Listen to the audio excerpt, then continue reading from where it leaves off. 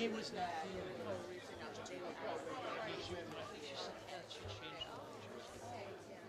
Don't take that one away. Okay, it's on. If she comes back on.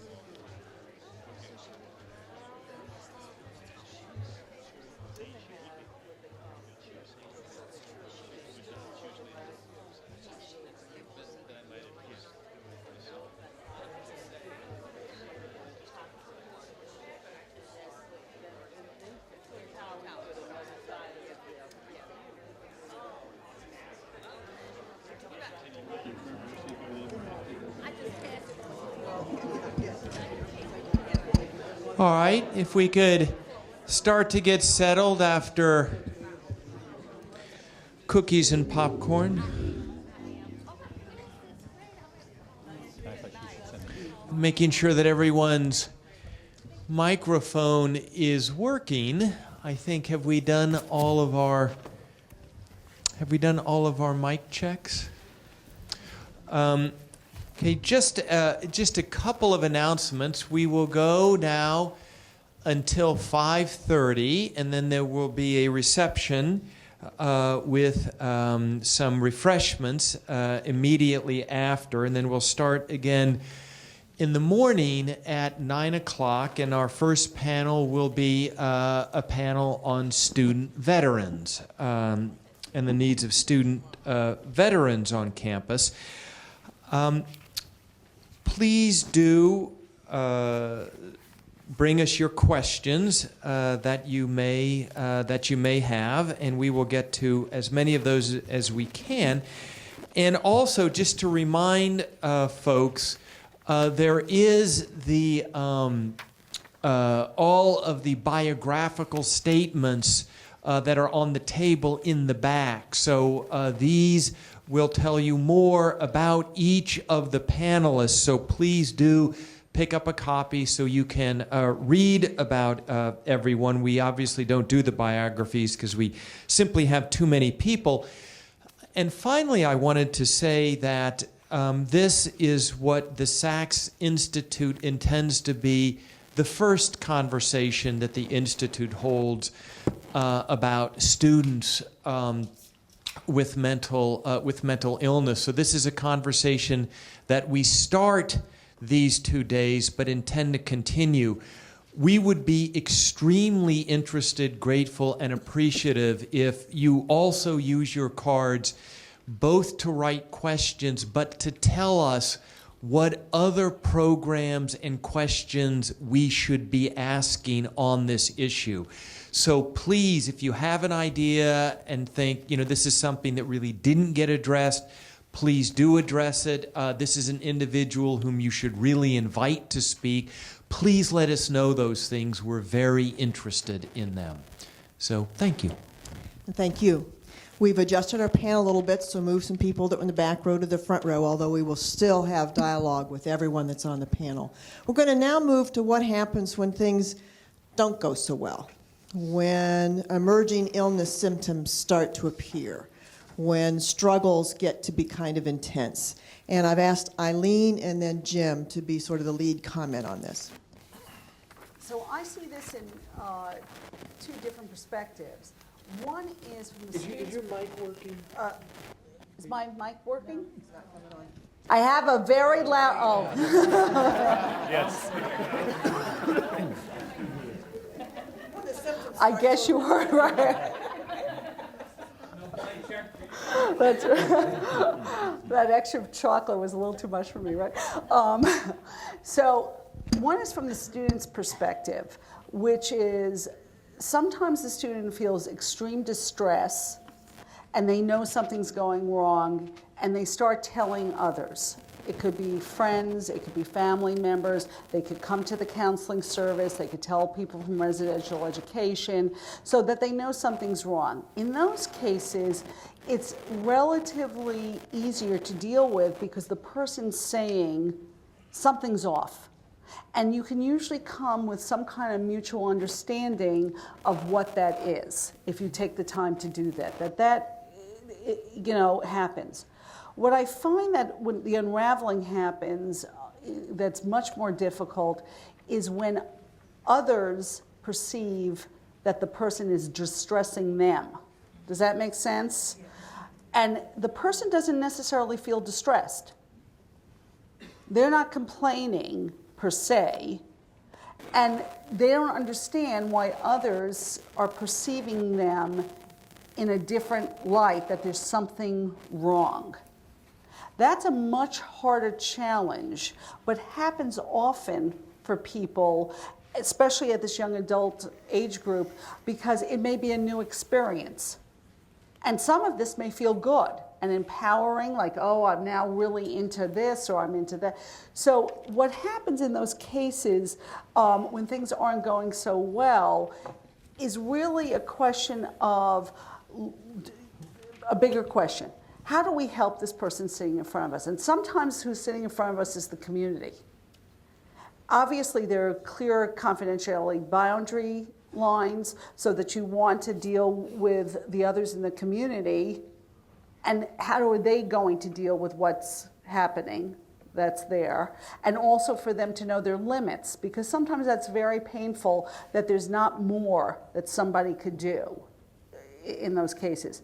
So I guess when things start unraveling is to really help the person as best they can to kind of not be judgmental, but to really listen to them and kind of put together. So an example I had yesterday was,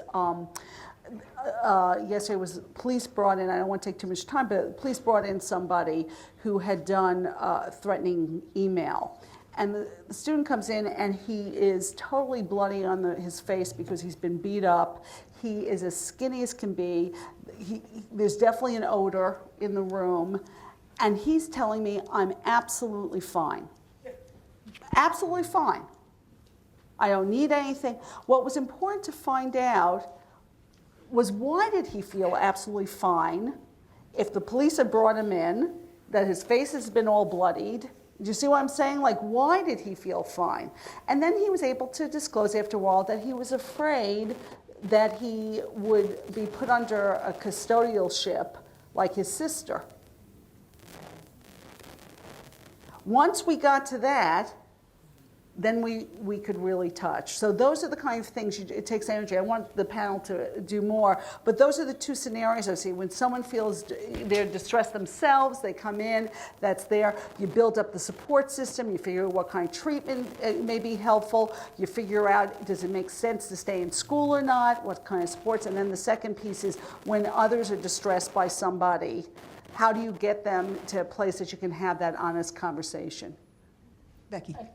I think there's a third. Okay, go for it. Scenario is that people are aware that they're having problems, but it's really, really, really hard. People are aware that they're having some kind of problem, but to ask for help is really, really, really hard.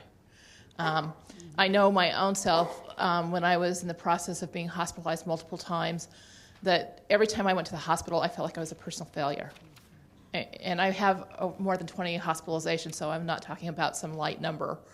And then also being able to ask for help just seems like not something I can do. It's just part of it is that damn thing that you get brought up with about picking yourself up by your bootstraps kind of thing.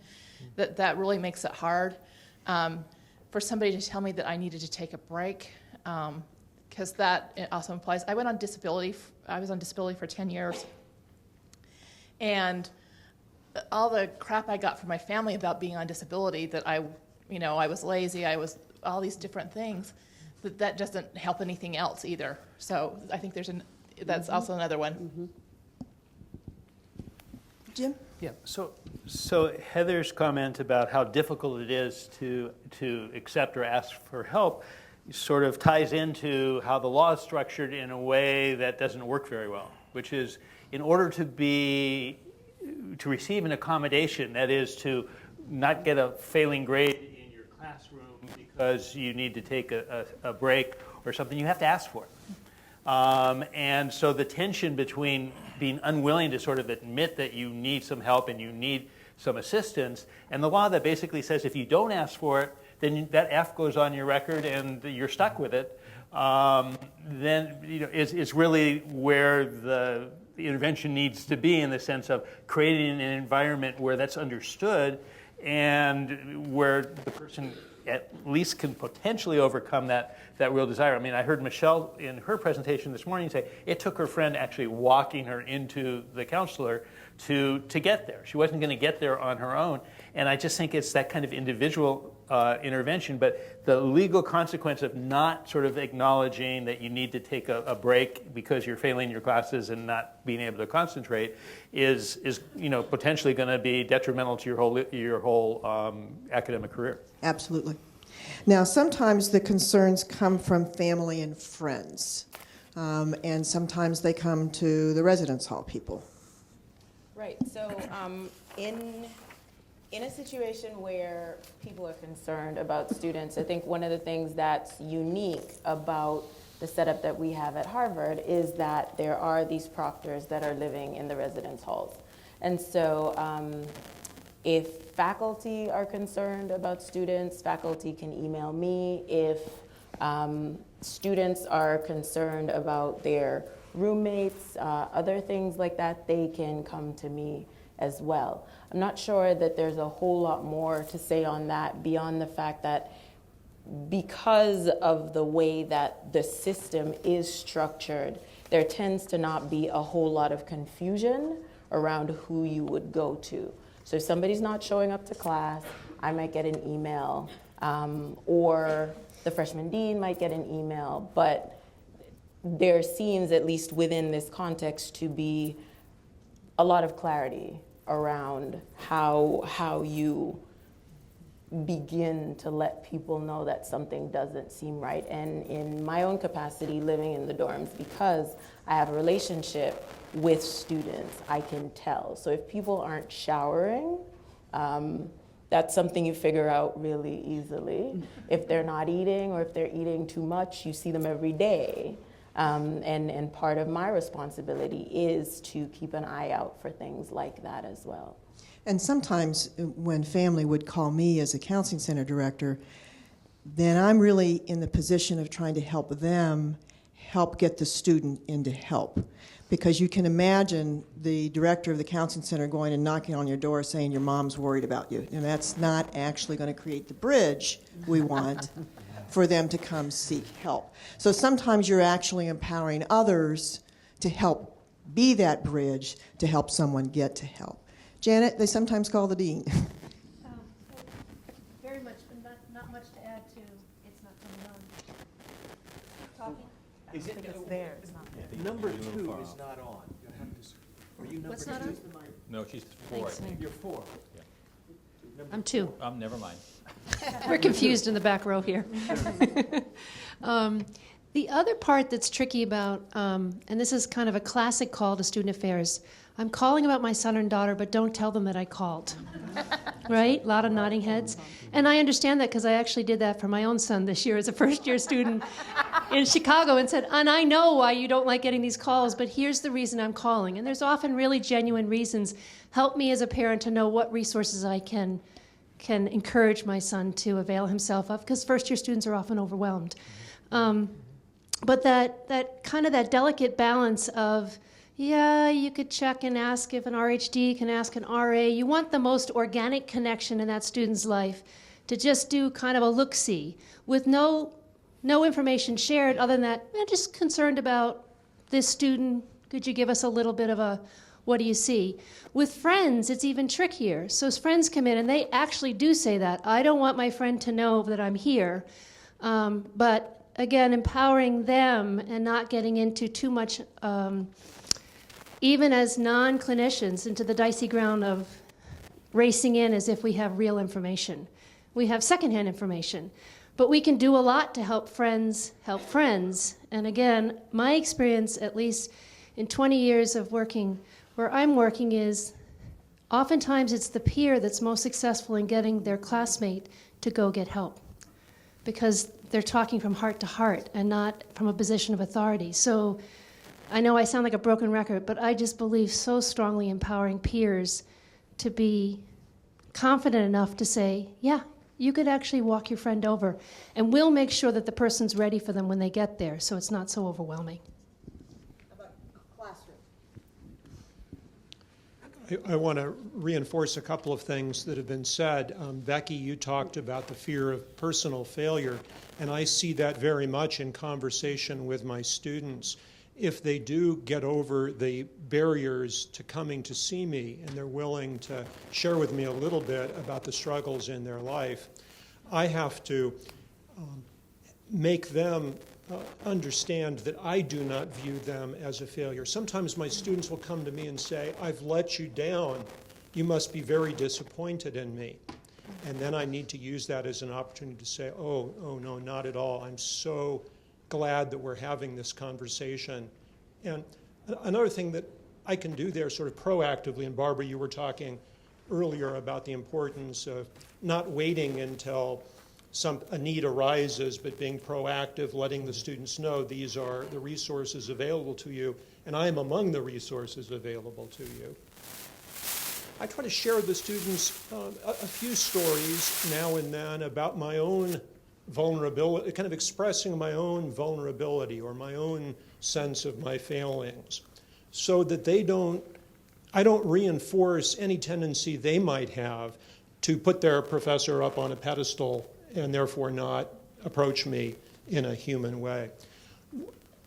And also along the lines of sort of legal impediments, here in a law school setting, and we touched on this a little bit this morning, when I'm in a conversation with a student who's expressing a need and is in a crisis, the student might worry about whether he or she can go get help in the student dean's office, because they're worried that the student dean is then going to need to report that information when the student applies for bar admission.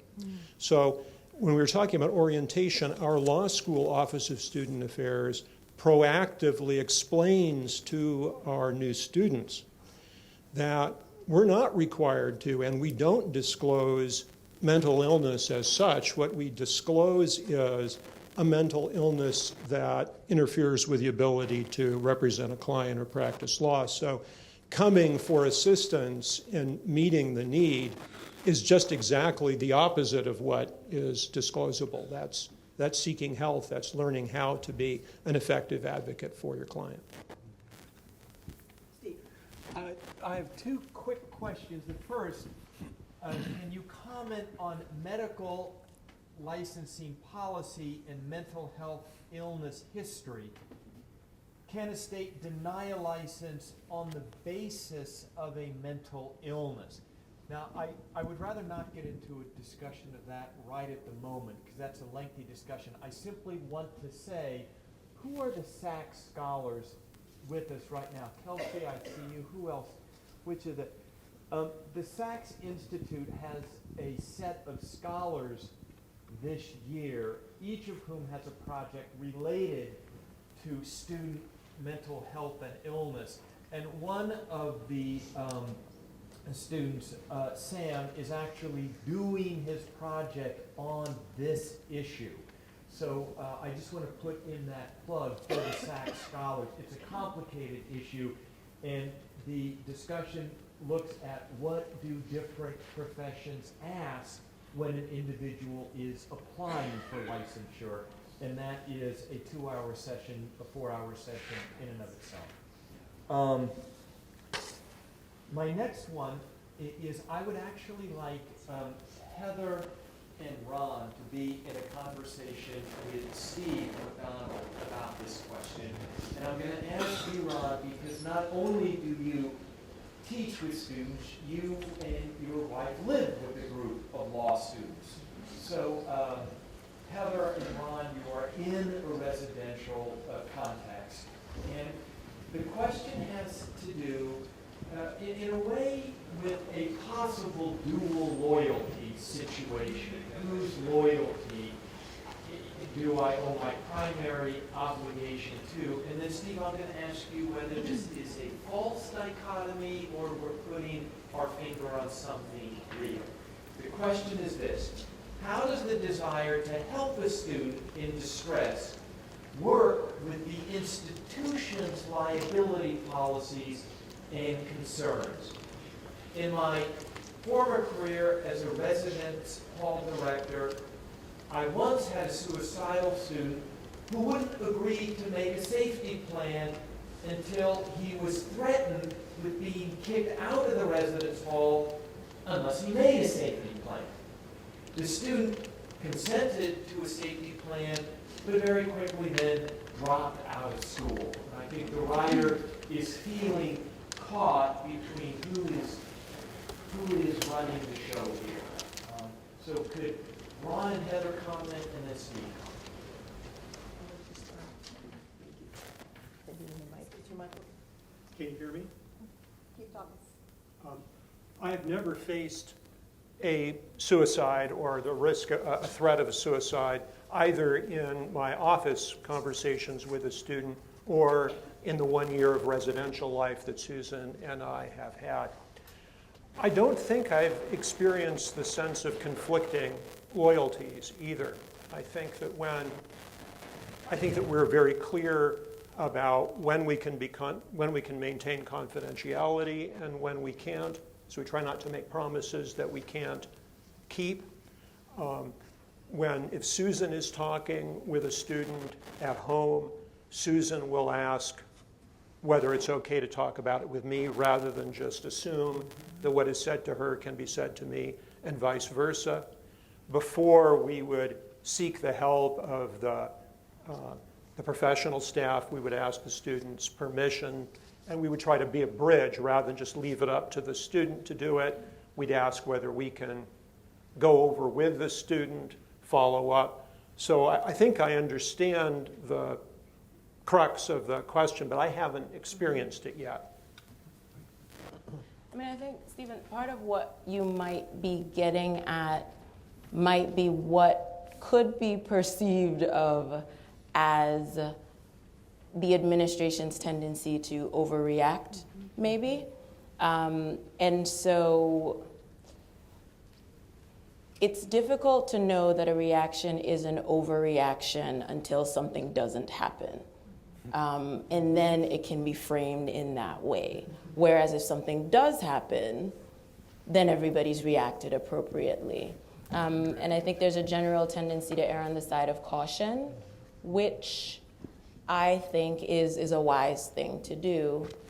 To the extent that there may be divided loyalties, I don't think it's as much divided loyalty as much as it is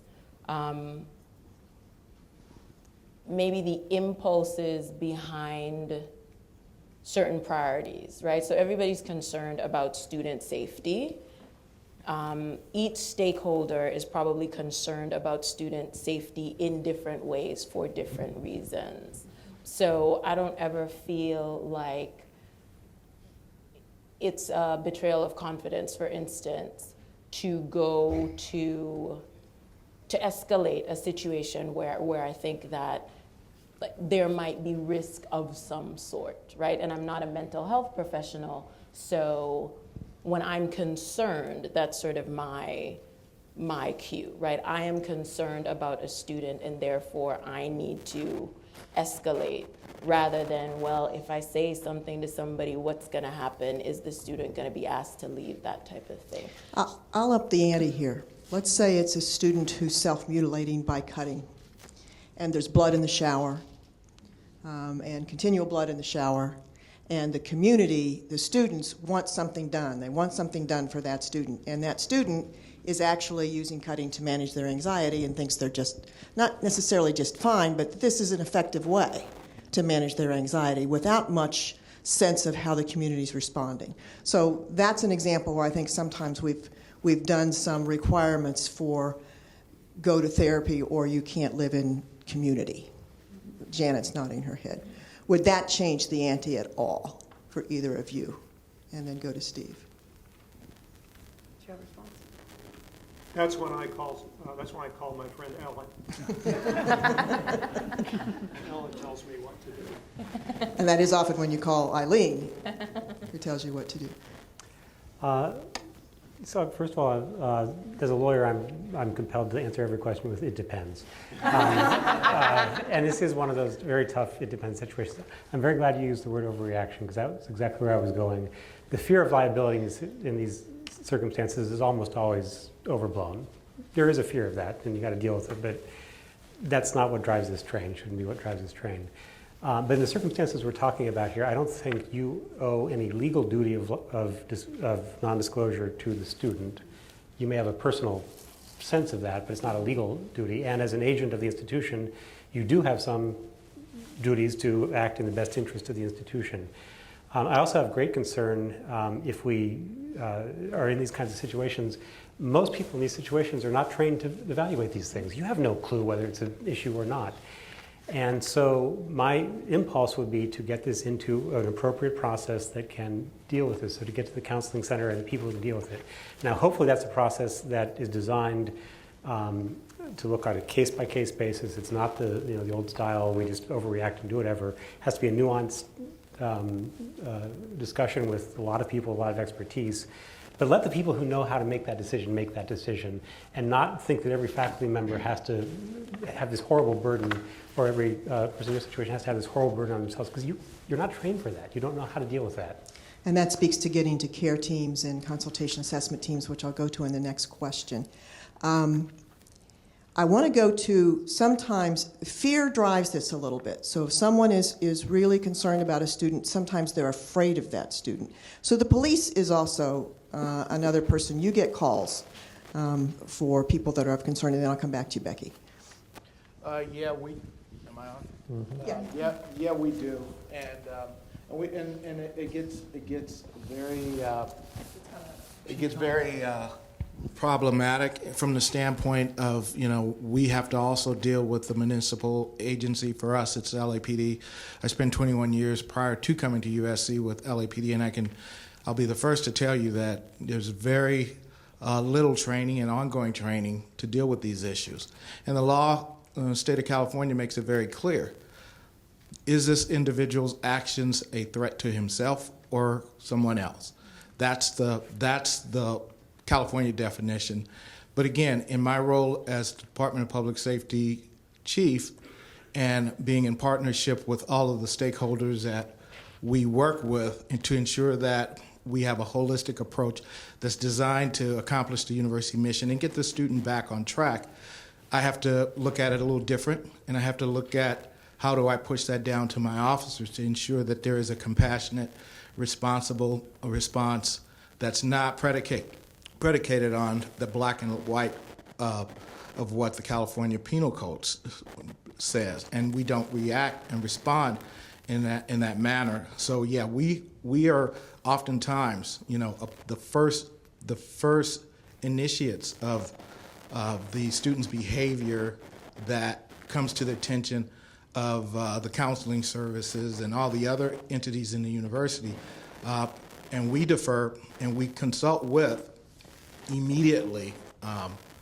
counseling services and all the other resources so that we can make a very holistic response that's not just, based upon that behavior and not looking at the student in its totality and ensuring that the student at some point gets back on track to continue its academic pursuits. Becky? Yeah, so you touched on an issue that's kind of near and dear to me because I struggled with self-injury for since before I was 8 years old. I've had a number of people who've tried to do safety contracts or safety plans with me, and I have to tell you, they piss me off. And the reason why is if you think about a contract in terms of business, it's an exchange of goods and services between at least two people. And so there's some kind of equity in that you're giving up something for something else. The safety behaviors and plans that I've seen put in front of me are never two-sided. They are always one-sided. And it's condescending, and it just really irritates me. What I figured out, it took me a long time to understand that people were really freaked out by my self-injury. And I don't have scars on my arms because that's never where I self-injured. So it wasn't that kind of an issue there. But the response I got from the medical community when I would need treatment and stuff like that is what kind of clued me into how other people were freaked out by my behavior. And I started understanding that, then it helped me in terms of regulating what I did and how I did it. But that said, I do know some people who behavior contracts are helpful, that they've told me that they're helpful for them. There's some kind of an accountability mechanism. But what I finally agreed to was that if I needed medical attention, I would get it. That was how I could live with it. And other people could live with it. And I could deal with the consequences if I wind up at the ER and they want to do a psych eval on me or whatever. But I have to still say that the medical community is really still has not evolved very far in terms of treating people that self-injure. It's still really problematic going to the ER to get treatment. And it's an area where there's a lot of work that needs to be done still. Timothy and then Janet. Yeah, I mean, for me, this question, just to be clear about what we're talking about here, primarily, really probably is the issue of force, right? In other words, what to do in the case of when our perception or a particular community's perception of what somebody's doing, we don't want them to be doing that, right? And so when do we make a decision about when our perspective about what choice is right for them supersedes theirs, right? That's what we're discussing. That's an issue with some pretty significant gravity to it.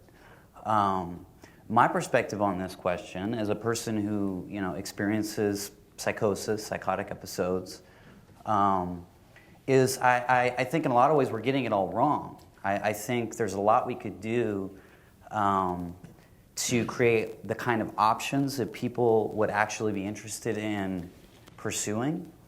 So it's in a lot of ways it's an issue of choice, I think, or a lack of choices that people would actually want.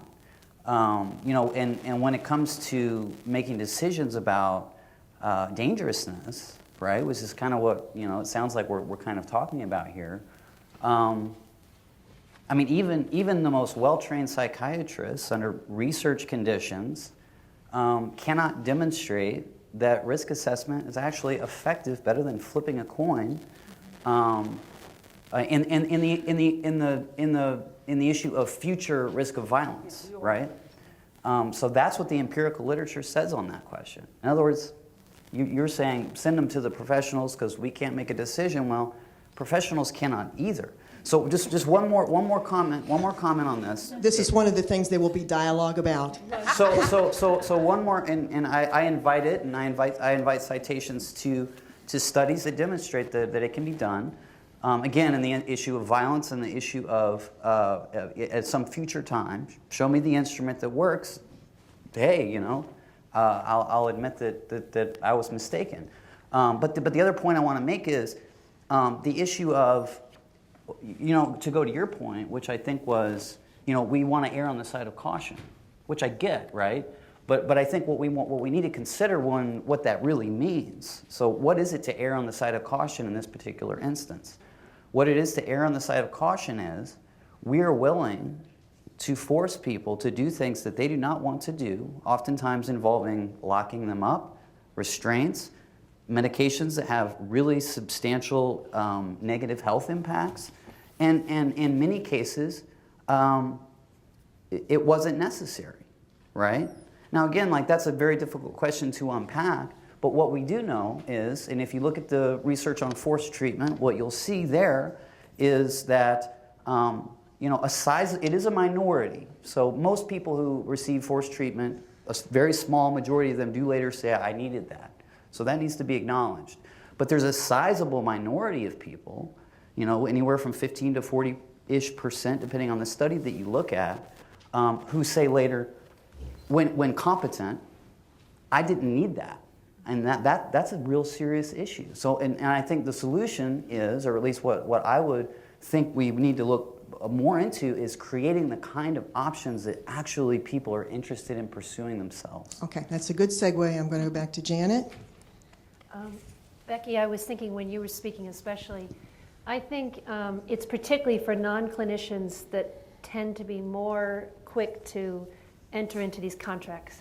And I was very powerfully persuaded when we started training students as well as paraprofessionals as well as therapists on the ASSIST model of suicide intervention, which says contracts don't establish trust and don't, I think, Tim, as you mentioned, doesn't establish a sense of mutuality of interest.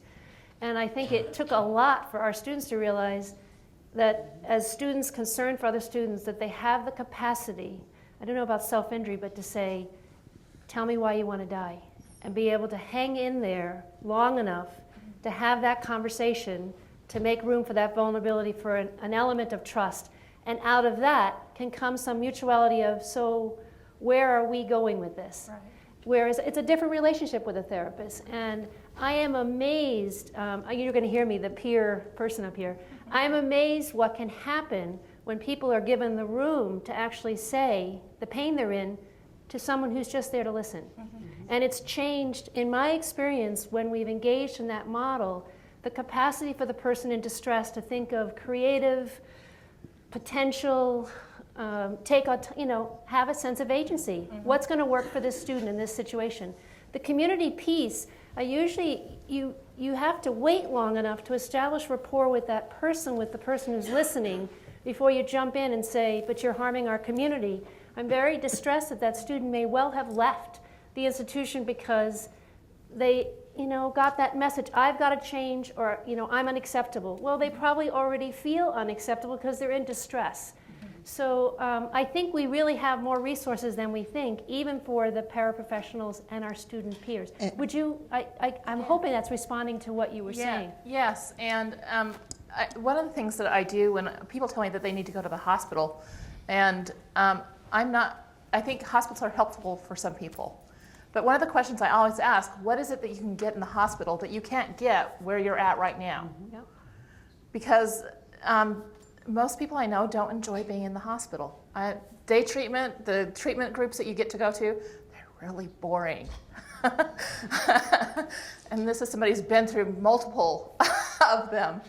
And but if you continue the conversation, if somebody says, I'm suicidal, wow, that must be really frightening. What does that feel like to you? It's a conversation extender rather than a conversation ender.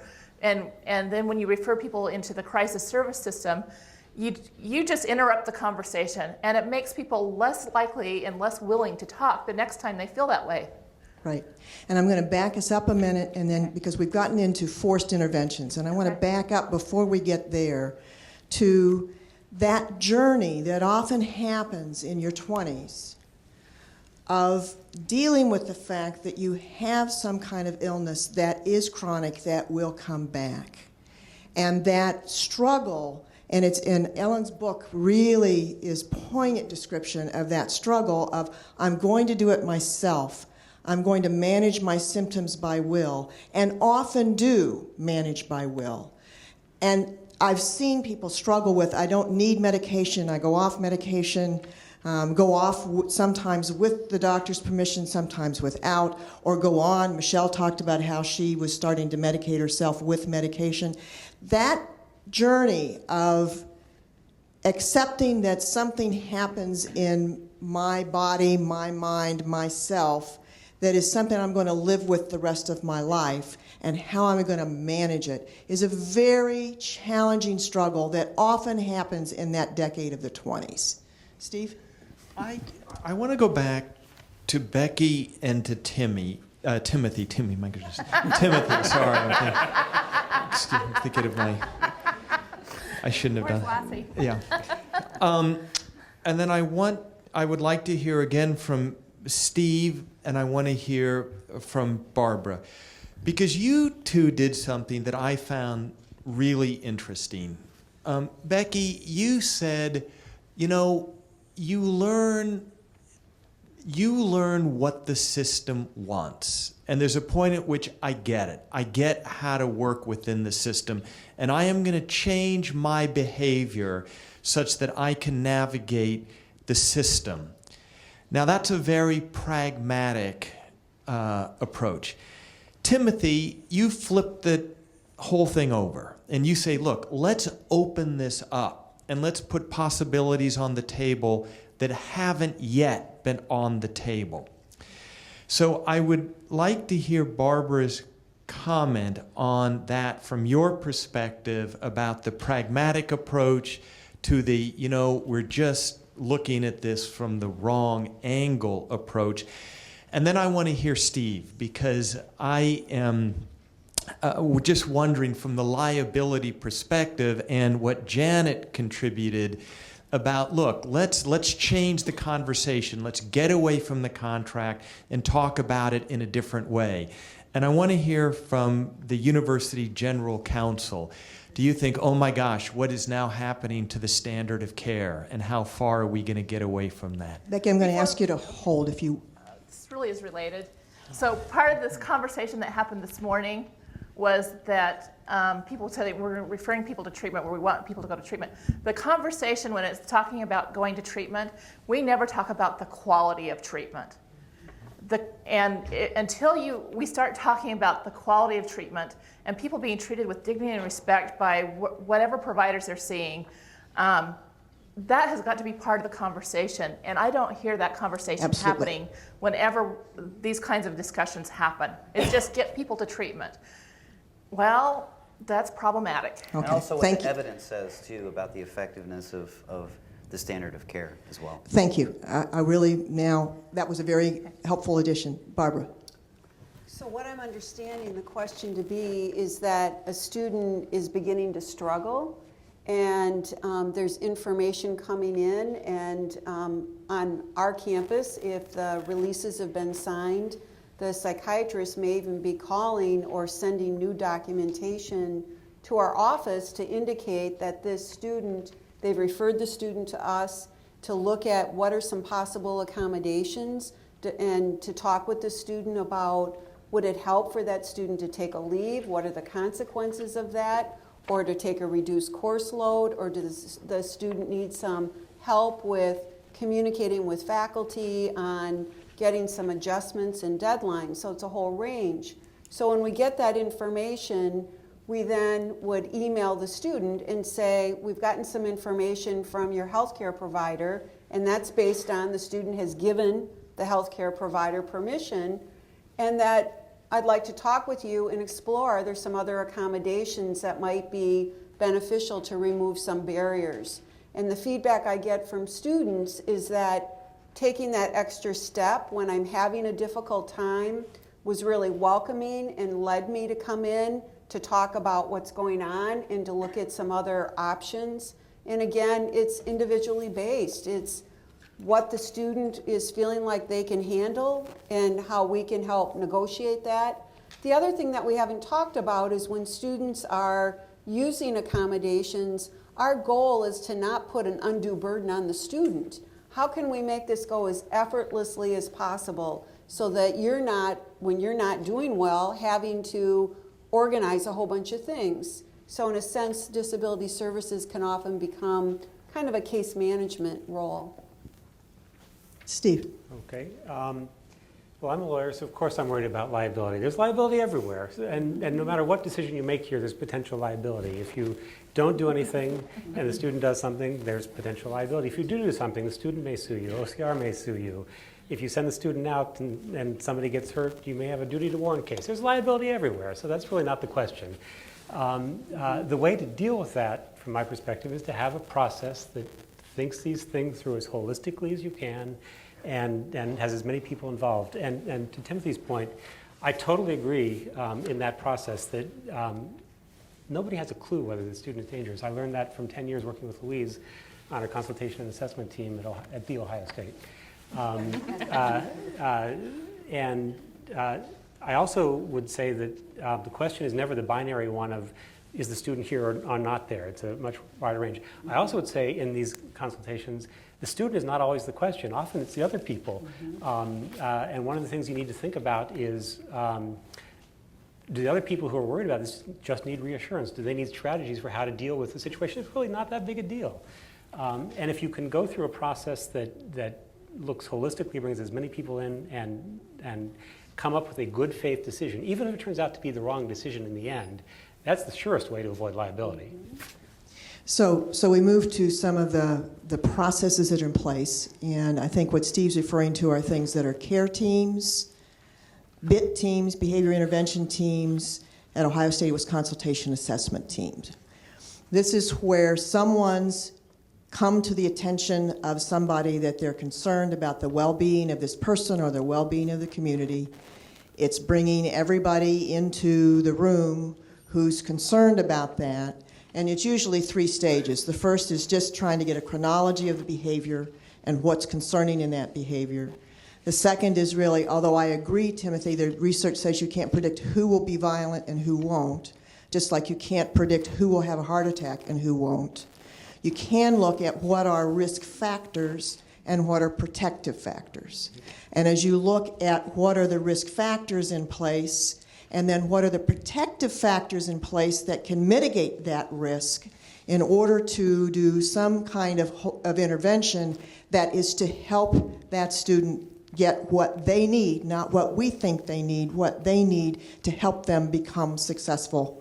And so it's a process. As we did it at Ohio State, it meant we brought everybody into the room. We brought faculty into the room. We brought their core members, the judicial services, psychological services, legal services, police, and the ADA coordinator.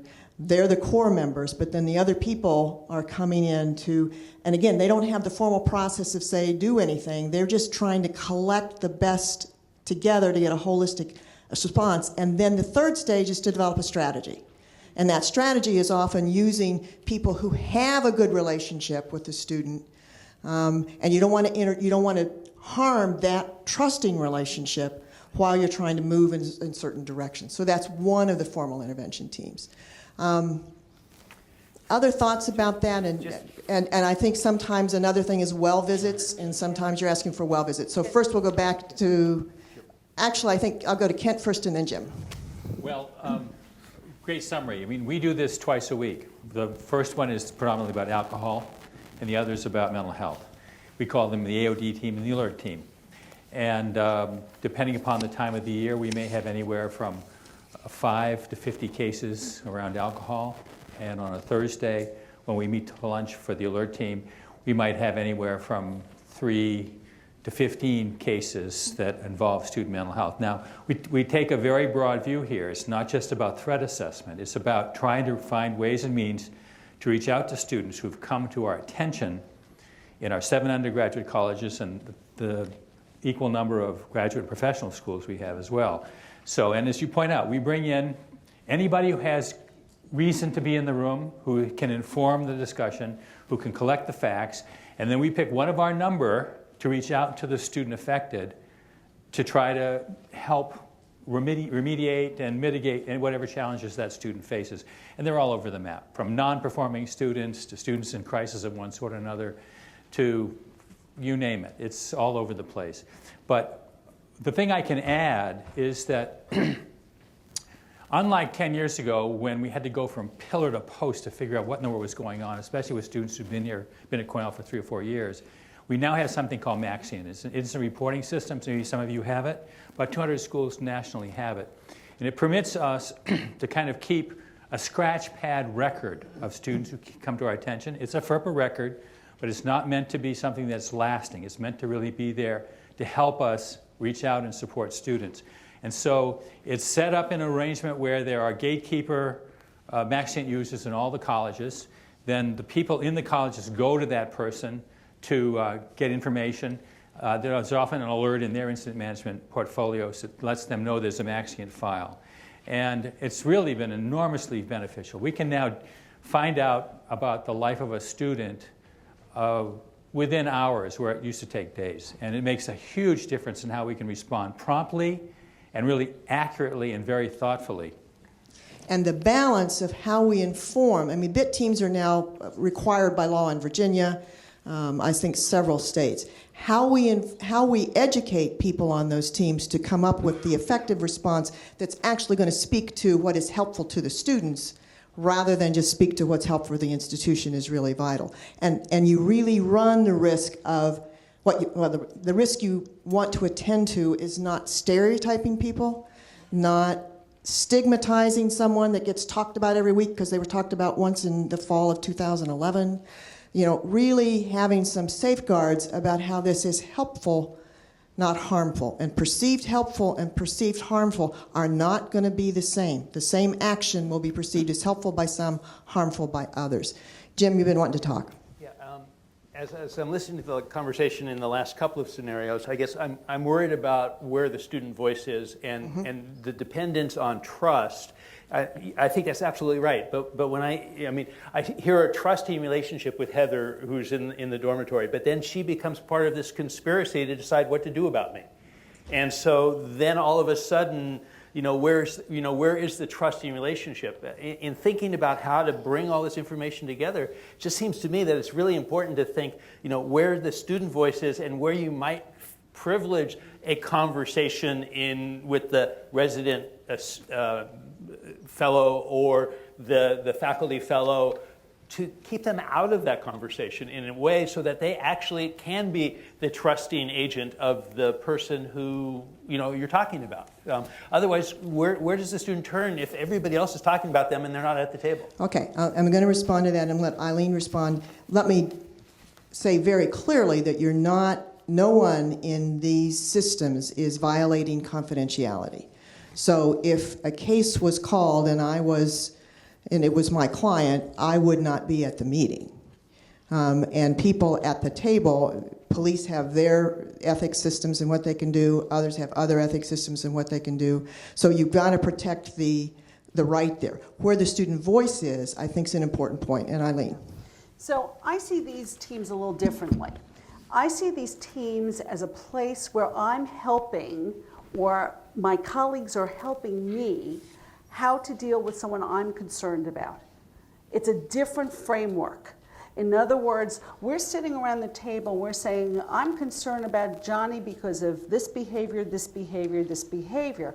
The intervention is really helping, like, okay, then who is going to deal? Are you going to deal? It's really helping the colleagues around the table. The university, so to speak, is the client, and is really going, okay, how do we go about this so that I'm comfortable that Becky is cutting in the dorm, but she's aware of this, she knows this, we've talked about the blood can't be left in the shower anymore, so that's a violation of the and Becky respects that, so we've come up with a different plan, in terms of that. So it's really helping each other around that table. It's not an action necessarily against the student.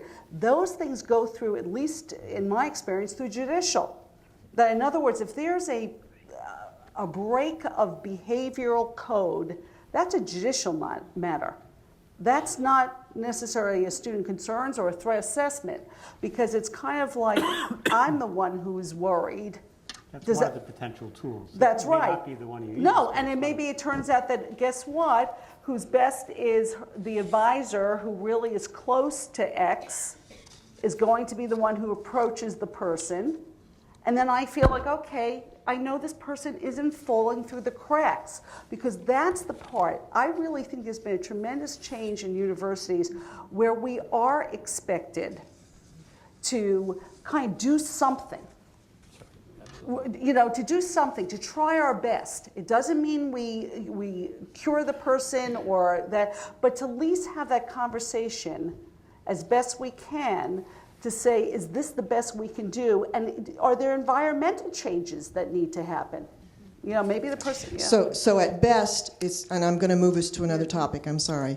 At best, it is the interfacing, interlocking, responsive environment, trying to create a responsive environment that will be helpful to the student. At worst, it's a conspiracy that everybody's out to get me. And these are both real realities. And I don't want to take either one off the table, because that sense that it's a conspiracy and everybody is plotting about what to do with me without talking to me is real.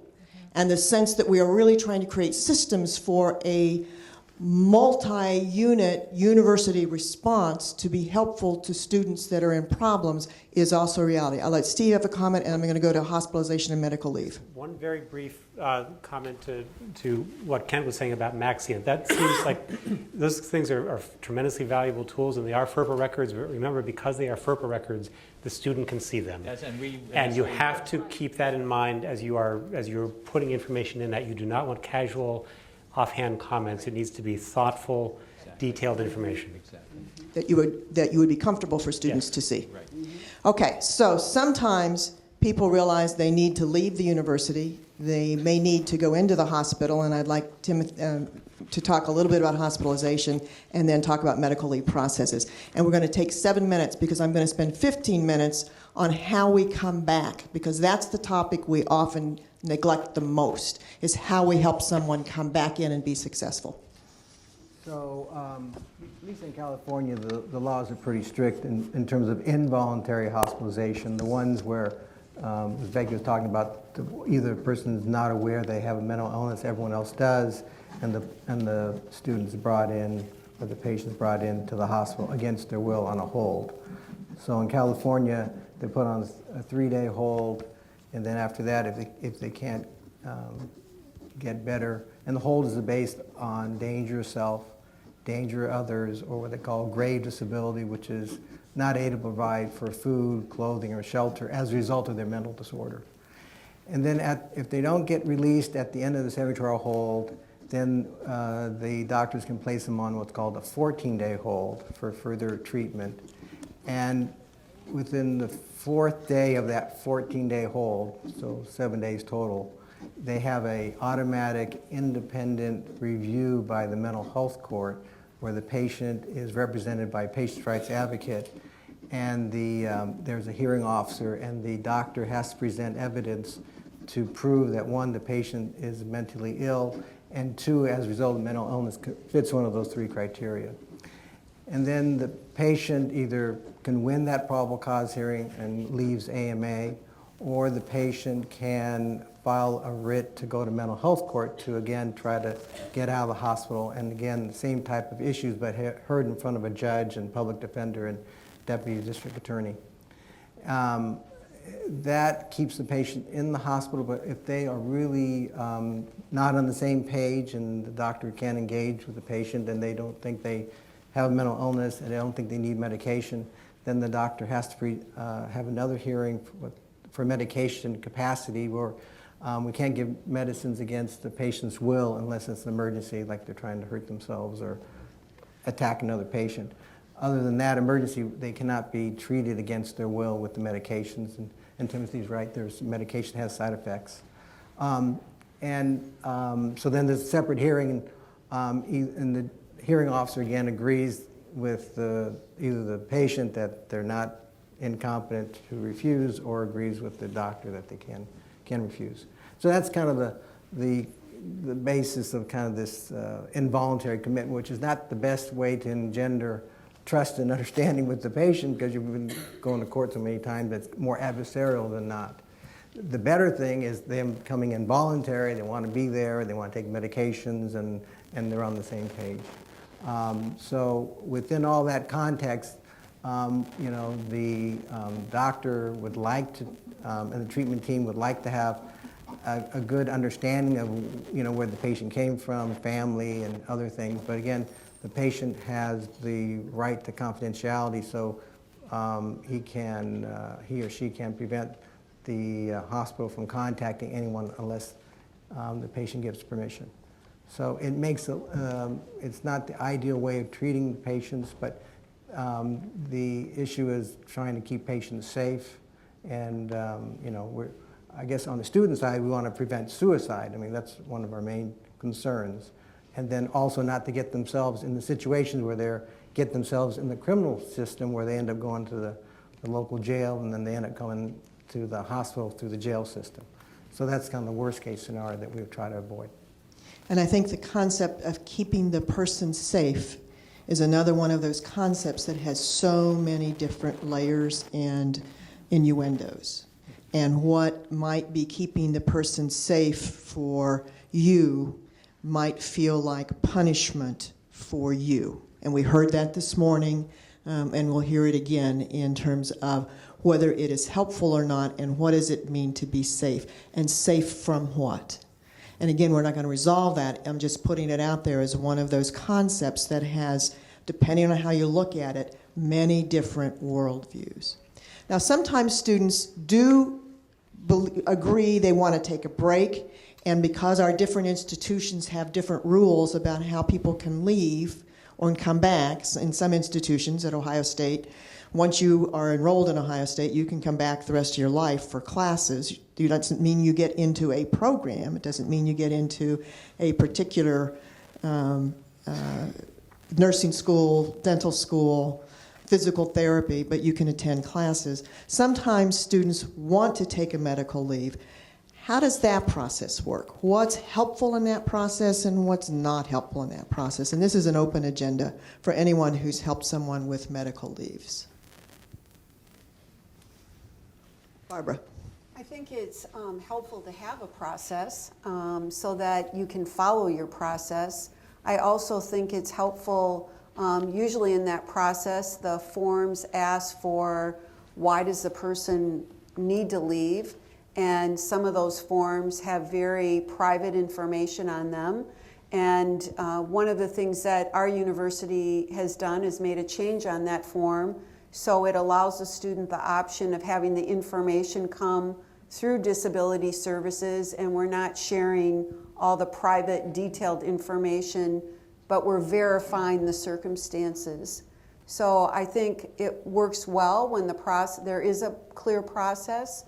I also have been involved when individuals are in the hospital, excuse me, and they need to take a leave and they are aware of that, and they may have a parent who they want involved in that, and so it's a matter of, fortunately, we have the technology to share releases and be very clear on the releases, what we can share and not share, so that we can facilitate that process for the student so they're not leaving with a bunch of Fs on their transcript. And sometimes when you notify faculty that someone is in the hospital, that's all you have to say. Right. You don't have to say they're in the mental hospital. You don't say they're in the heart attack hospital. I mean, you really just have to say they're in the hospital. And I think that you can give information that is not disclosing unnecessary information that we sometimes don't do. Steve. So I want to emphasize what you said about process, because for me it really is process and not substance. You cannot have a one-size-fits-all medical withdrawal policy. A lot of us used to have policies that said you go on medical leave, you're out for a year, period. Can't do that. It has to be case by case, tailored to the specific situation, or you will lose in an instant when OCR shows up on your campus. They have to be case by case. And when your institution has professional schools, graduate programs with their own admissions policies, you need to have some consistency about medical leave across those. Because undergraduate medical leave is sometimes easier to have a consistent policy than some of the grad and professional schools because they each do it their own way. Jim. I guess first I just want to say that maybe you don't say somebody's in the hospital, you just say they're on leave. Right. I mean, again, you want to limit as much information as possible and keep it as confidential as possible. I just want to add that leave is clearly one of those things that fits under an accommodation. So if they go through the process, request an accommodation to take leave, that's actually likely to be a very reasonable response to the particular problem that they're dealing with. Yeah, let me clarify. When I say sometimes students choose to go in the hospital for a few days and then go back to class. Okay. And that's where you're informing faculty that they are not in class because they're in the hospital, period, which usually means it's an excused absence. We don't even go that far. We have, it doesn't come from the counseling center, it comes from student support and yes, it should be advocacy. And it doesn't even say the hospital, it just says this student has extenuating circumstances. And we've moved, right, that's right, and they're allowed to be out, and please take this in consideration. The other thing is we're moving away from calling it medical leave because our students can go for a whole host of reasons why they want to go for leave. I go back to Becky's question when I sit down with the person, I say, what do you think you're going to accomplish by being on the leave? Mm-hmm. Because I have some people that the leave is not going to make a difference, and maybe struggling through school, like the stress level it's worth it. And other times it's like, no, the stress level, it really makes sense. So I think that's a real important question when before someone leaves. What's the accomplishment that is being hoping to achieve by leaving school? And then what's the process when you come back so that we build in these supports that are absolutely essential for anybody who's re-entering our system? I think those are the And I keys. like that approved absence concept, getting away from why. That's really good. Kent, and then Becky. We call it a health leave of absence, and the reason why we encourage students to take it is because they come back through our University Health Services arrangement, and in the process, then Health Services has a chance to assess their wellness and fitness to return. And we found that if students go on a leave, a personal leave, and they don't find their way back through that arrangement, it can create problems for everyone concerned. One of the things that we have been struggling with is the non-performing student who may or may not be suffering from mental health problems, but they're just not going to class, they're not doing anything other than just simply using Cornell without classes. And it can be great to enjoy Cornell without classes. I don't dispute that, but it doesn't really serve our academic purpose or our students' academic purpose to just be at Cornell. And so we're struggling with how do we address a student who has come to our attention, say 4 weeks into the semester. They're not going to classes, they're not doing anything that has anything to do with their academic program. How do we deal with it? Sometimes those are well visits. I'm going to take 2 comments, and then we are going to go back to help students come back. So I'll go Janet first, and then Jim. Janet? I think the equally challenge, I love the concept of health leave, is actually a student who's doing perfectly fine academically, but is really having a hard time. And I think the shift to health leave really helped to shift our conversations around very much what you were saying, as asking that student, what do you need in your life right now for the whole of your life? And that it's these different systems that finally we have ways of hearing that students are not okay if they're doing fine academically. There's other places that can check in with us. And I think it's very much tied to our return leave. My colleague is here. Casey Carr was responsible for the manuals that we left outside, but also we realized that when students came back from a health leave, they kind of fell back in, and they sometimes lost friendships because they had moved on, and just the really basic issue of social connection. And so Casey began a leave of absence support group. And we advertise an orientation, and more often than not, students that come into that once a week gathering go out and have a meal together and find community in a way that's very structured. And I think it's made a huge difference for students over and over saying, I came back and I was sort of doing okay, but I felt lost in the world that I left because it's no longer the same from when I was here. And so I hope, and I actually trust, and certainly through my colleagues' great care, compassionate care, that we're making a difference, that they not only feel like they can come back, they feel welcomed back. And that's what the students were saying. We didn't really feel like we were welcomed back. We were just let back in. Jim? And actually, mine was a follow-up question. When you have people come back to Cornell from health leave and you do an assessment, what are you looking for? Are you evaluating whether they can come back, or are you evaluating what support services do we need to do the transition? I think it's both, to be honest with you. But of course, University Health Services is very concerned that they're well. In other words, they've gone off on a health leave to get treatment of one sort or another. It may be inpatient alcohol treatment, but they want to be able to evaluate whether the student has complied with whatever the mandate has been with regard to their departure, and they're fit to return. Just as follow-up on that, I mean, that concerns me, legally concerns me, in that if the person is taking a leave as an accommodation to their disability, and they think they're ready to come back, and they come back, and then you say, no, we don't think you're ready yet, are you not just excluding them based upon their disability again? Well, that's a good question. That's a good question. And I'm going to go to Timothy. Yeah, I mean, this would be, let's try to think about what the equivalence might be in this case. So what would be the nearest equivalence? Another disability, right? What we're talking about is psychiatric disabilities. So with the expectation for a student who has a hearing impairment be that they no longer have a hearing impairment when they come back to school?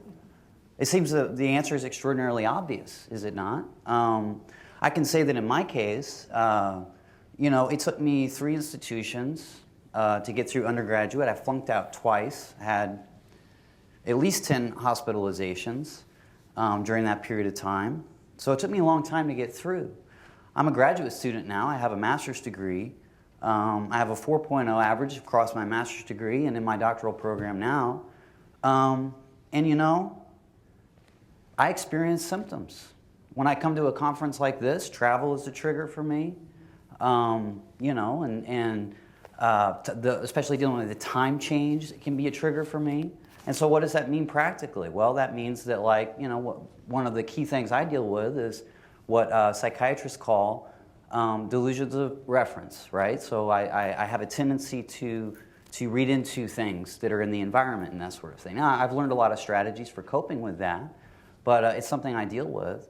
So if the expectation was that I was somehow completely well before I returned to school, I wouldn't be here. And I wouldn't be a doctoral student. I wouldn't have completed my master's degree. So I don't know, we can draw our own conclusions about that. I would say we have a ton of students on our campus who have bipolar, schizophrenia, who are having symptoms. That's not the issue. It's the issue of not functioning. And how long do you let someone kind of sink in the water, or do you throw out a hand and say, here, it's a hand, come over here, let's go talk about this. So it's not symptom-free because, let's be truthful, I have a health condition, I will never be symptom-free, in terms of that, and that's the equivalent. But if my health condition interferes with my functioning in my job all the time, at some point, I want them to turn around and say, Eileen, we have to think of something and how to solve this. When you say, Tim, that you flunked out 2 times, that's painful for me because, and Becky, you said the thing about failing. You felt that feels awful to me. I don't want you to feel like it's like, okay, that may be part of the syndrome. And let's figure out how to beat the odds. What's the probability? So I don't think these leaves we're asking people to never feel suicidal again. We'd have to get rid of a huge 8% of our population. No,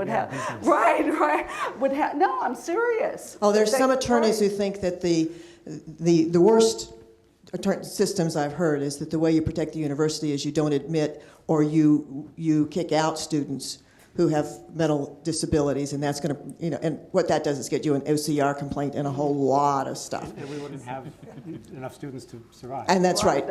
And then you'd have to go, then you really have to look at it. So if you're going to do that with the students, and we do it with the faculty and staff, I mean, that definition of risk mitigation is crazy. So, a word we're not supposed to be using. in response, I think that, the idea that there's a process, it makes sense to me, but just listening to the people on our listserv, it doesn't happen like that everywhere. Right. People are having these kinds of experiences all across the country. And so congratulations to you guys for doing something proactive and trying to figure out something to make it work. And simultaneously, it's not the experience of a lot of people in school. There's no question that some schools overreact. So let's shift to what would be helpful, because I think the topic of how we help students come back after leave and how we look at what will be helpful for them to be successful. Some of their programs, they're in a different cohort. The cohort they started with is now in the 4th year, and they're back in the 3rd year. That feeling of failure. Sometimes their friends have moved on, etc. So we'll take 2 minutes to talk about what are the things that would be really helpful in helping students come back. Barbara. Oh, I was actually going to respond to the earlier comment, but so I'll respond to that one, which what would it be helpful to students in coming back? Part of it is when Disability Services learns that a student is going to go off on leave, is to connect with them. We have a checklist at our university. If you're going to take a leave, here's some things to think about. We try to normalize it, that people go on leaves for a wide range of things, and we want to make sure your transition back goes successfully. And when you're ready to come back, would you please come in and see us, and we can explore Are there any different accommodation needs you may have? Any other barriers that might exist that we hadn't thought of before? So that reaching out, I think, is a first step so the students don't feel disconnected when they come back. I also work frequently with medical students and am aware that our medical school will have people on leaves for various reasons. And it wasn't until 2 years ago that they offered any kind of re-entry back. I mean, we had medical students going on leave while they were in their clerkships, and they were coming back to Med 1, which is one of the most arduous rotations, with no transition period. So I think recognizing that when you're away and coming back, just sort of like workers' comp, if you're out of work for a period of time and you need to come back, you need to do some work hardening to get back. And we need to do as much or more about the transition back as we did about the transition out. And sometimes we don't do that. Janet.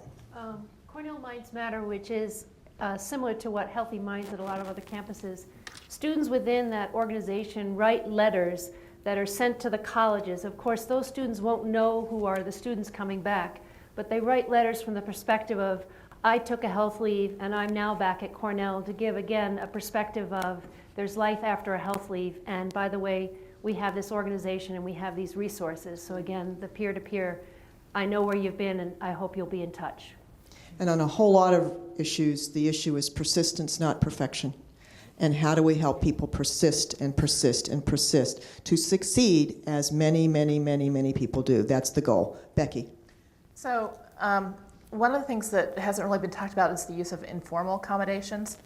I have not registered with our disability services at Portland State. I actually find their office very uninviting, and I don't really want to go in there at all. That said, I've only had one instructor who refused to informally accommodate me. And so I can't emphasize that sometimes informal accommodations work quite well. And for the instructor who, I wound up actually in the hospital due to a medical condition, and wound up having to repeat the class, which was a lot of fun, not. But that said, I mean, I managed to figure out how to make it work. And the other thing that I would say, I just learned recently that there's some websites and some Twitter accounts that are out there around people who are experiencing suicidality, and they're self-disclosing. If those aren't on your website as references, they should be. And I can't recall what they are right now. I can look it up later. But just letting people know that they're not the only person in the world who's had these kinds of feelings is really, really important and part of that transition back. Steve, did you want to read a few questions? And then I am going to give the last 5 minutes for each of us to make a final one-sentence statement. I will read these questions just so if anyone wants to incorporate a point in their final statement, you will know what people are asking, more questions than we could get to. And some of the questions actually are more pertinent to the stigma panel, which we will have tomorrow afternoon. So I'm going to set those aside. First question, this is from an individual who made a comment about, goodness, you are speaking about mental health and mental illness as if they are two dichotomous things. Perhaps they're not so much. And you're speaking about treatment as if there is one monolithic thing called treatment. There are many treatments. Then they make the statement, Becky and Timothy's comments about the quality and the nature of treatment need to be addressed further. That was one. A second, a comment was made regarding dealing with suicidal students as a faculty or staff member. While I agree that we should encourage dialogue with the student, in most situations, I believe it is counterproductive to interact with a suicidal student when you are untrained to do so. At what point is it more appropriate to involve the police, and then I'm going to add, or a mental health professional? What is the rationale for having separate counseling-mental health services and a disabled student's office? So why do we separate those two? Do you think, okay, here we go. Do you think that the root of the rise in teenage depression is the mixture of social media and increased expectations? I mean, you all keep talking about how stressed students are and how detrimental it is to them, but why don't we look at this through an overworked lens? Students are expected to do more faster because technology is available, when in reality, technology slows students down in terms of distraction and stress. Students have no separate work, play, and this has been proven to correlate with depression. What can be done? May a professor ask a student to provide documentation of a physical or mental illness from the student's physician or therapist to verify the student's need for, quote, last minute, unquote, accommodation. That is, I cannot take my final tomorrow because, ... Two more. Can you touch upon the topic of sexual trauma, rape, and abuse? What are the resources? What are the legal issues? What are the treatments? And what about substance abuse and alcohol and mental issues? And then finally, a quotation from this morning from Brenda Ibanez, quote, "God is not something we really discuss," end quote. Several of the people on the panel have backgrounds in religion and or divinity school. There is one ordained minister. What is the role of religion and spirituality in our discussion? We can do that in 2 minutes. I think that's Obviously, even just doing the journey in 4 hours, let's do life. Great questions. Great questions. I am going to start with Barbara and say, what's the one sentence or your take-home message that you want to leave? I'm going to go across the back row and then across the front row. Okay, I am trying to respond to the one question about roles. And my statement is promoting student mental health as a public health issue that impacts everyone on campus leads to access, barrier removal, wellness, and academic success when everyone understands their role and maintains confidentiality. I think I would like to focus on the Americans with Disabilities Act providing very powerful tools for students to get assistance in pursuing their work in school. But the big barrier that is the stigma that beats down the desire to actually come forward and seek that assistance, because there's just too much pressure to try to fly under the radar without help, and that the biggest challenge for all of us is to really attack that entire environment so that people feel much more comfortable seeking the assistance that will help them get through school.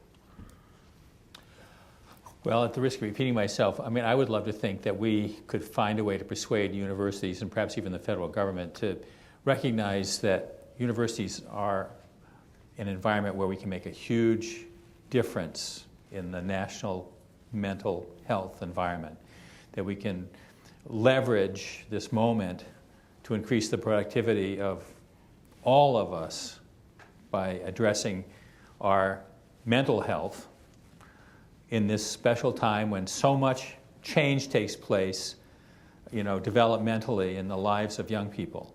And so that's my mantra. I'd love to see that happen. And if we could mobilize ourselves to do that, I think we could make a big difference. As an ordained Unitarian Universalist minister, I feel called to the carpet by whoever put that question out. So I want to, I guess, put my comments to there. I worked for 17 years coordinating chaplaincy services before I shifted over to the Dean of Students to do empathy-based peer counseling and training. I think the role of religion, or perhaps even more so the role of chaplaincy, is a resource that many people don't know how to access very effectively for the sake of not wanting to be intrusive, not wanting to be, it feels private. And I'm really very excited that on our campus, one of the crisis managers on our team is a chaplain, and that we think in many ways, not just referring students around, perhaps a chaplain might be of assistance to you, but to understand why we have chaplains on campuses generally who are poised to engage people in issues of meaning making, what suffering means for them and what it means for our community. It's not that it's a mutually exclusive role of a chaplaincy, but it's one more partner. And I think we're a little shy, even the clergy among us, from stepping too forward. So I'll leave it at that. As a non-ordained law professor, I also want to speak to the question about God and spirituality. It helps me a great deal to picture each student with whom I'm in conversation as God or the image of God. And so the suffering and the potential and the hope and the life experience of the person with whom I'm in dialogue is of infinite worth and infinite importance. Spirituality, I don't use that word in conversation with my students because I'm not in a specifically pastoral relation, an explicitly pastoral relation with them. But when my law students ask me, what is the shared attribute of the most successful lawyers whom you know and who you have trained, I say self-awareness. That blows them away, that surprises them. They think I'm going to answer, they can work twice as hard as the other people, but it's not. It's that they know who they are. And that answer then directs the students to validate their own quest for self-awareness, which is spirituality, as far as I'm concerned, as in the teacher-student relationship. So I'm not going to talk about religion, even though I'm an MDiv and I study religion. But I will say that I trust that everybody in this process is interested in the mitigation of harm. And I guess the other point I'd like to make is that this notion, and Louise has said this over and over again, harm is a bit of a moving target, and our understandings of what is harm, what is harmful, our understandings are normed and they're norming. And so what ends up happening is that there's sort of at least two parallel conversations happening, right? One of the conversations is, are these norms right? Are they the ones that we want to have? Do we need to think about these norms differently? But then there's also the conversation that is helping individual students in whatever situation they may be in at a given point in time.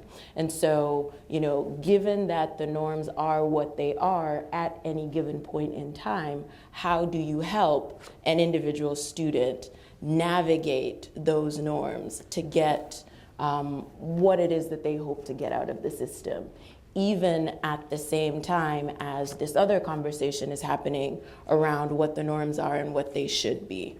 And remembering that these are two distinct conversations in that they're not the same one, but that they're not separate conversations. So where are you at a given point in time?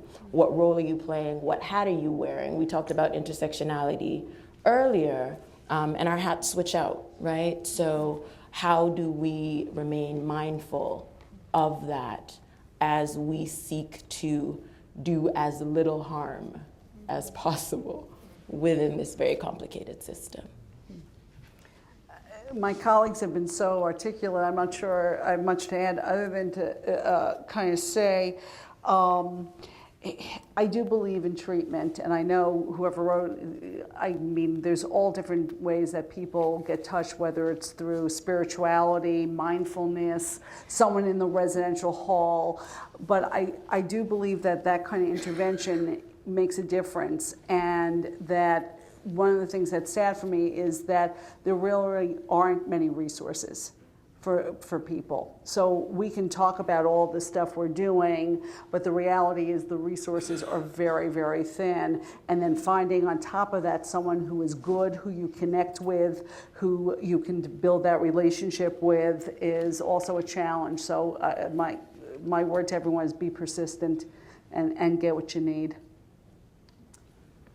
When we confront these issues on our campuses, the focus should not be on the law, but on the student and the community. The law sets the parameters in which these questions are answered, but it does not answer the questions by itself. And there was a semicolon between those two clauses, so that actually was one sentence. So I want to respond to the person who asked the question about when somebody is suicidal and you don't feel like you have training. You have a training as a human being and an empathic person. Sometimes that's all that somebody needs, is somebody able to listen to them and to sit with them in their discomfort. It's a really hard thing to do, but it's sometimes the most important thing we can do as a fellow human being.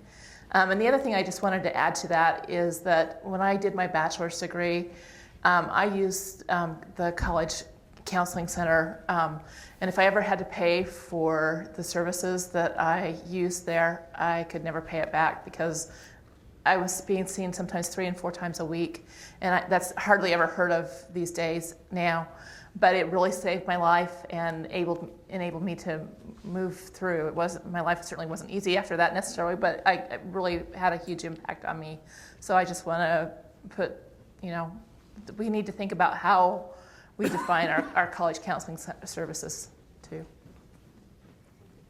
Well, I guess for me, these are complicated issues, and I think it's a situation in which things that seem to be dichotomous sometimes can both be true in these instances, and it's because these are issues that we don't understand very well.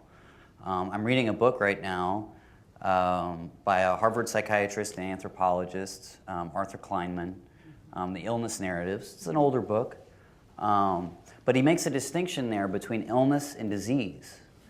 And what that is to say is that illness is about the experience, and disease is about the physiological process.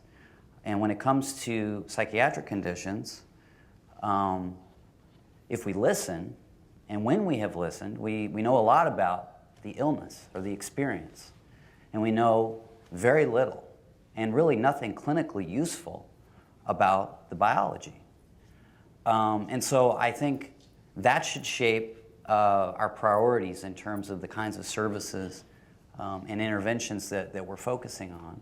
And then, of course, going to my initial comment about things that seem incongruent both being true, it's also the case that I sometimes use psychiatric medications and find them helpful at times, in spite of the risks that they have associated with them. I'd just like to say that, after 30 years of law enforcement experience, I would challenge everyone here to get your municipality, your municipal agencies involved, get your campus entities involved, because looking at the alternative when typically there's a law enforcement or public safety response, it's not pretty. It's not a pretty picture. And to the degree that you can involve and collaborate and work toward a more holistic response that's not predicated on stereotypes and biases, you will, not only will you be helping your universities and your entities, but you'd also be helping law enforcement, because again, we don't get a lot of training in this. I've learned the bulk of what I have been able to gather on this topic by being in a university setting. The municipal officers don't have that, they don't have that luxury. So it is incumbent upon you to bridge that gap and extend that hand. And I know that we're not the most, that's the best way of putting this, we're not the easiest to work with, but the reality is you owe it to you owe it to our students across the country. I think I just reiterate that this mental health professionals have to take a broad view of where the patient is and to hopefully include the family in that assessment, and then the assessment of how the student is in their own social network here on campus or in their dorm. And it's a complicated calculation of trying to assess what's really going on, but keep an open mind and use all the resources that they have in terms of the mental health services on campus. The peer support is very, very important. I think the RAs are like junior therapists, and they're the eyes and the ears for the university to intervene when necessary. Thank you. I'd like to take this opportunity to thank our panel for an incredibly rich discussion this afternoon. Thank each and every one of you.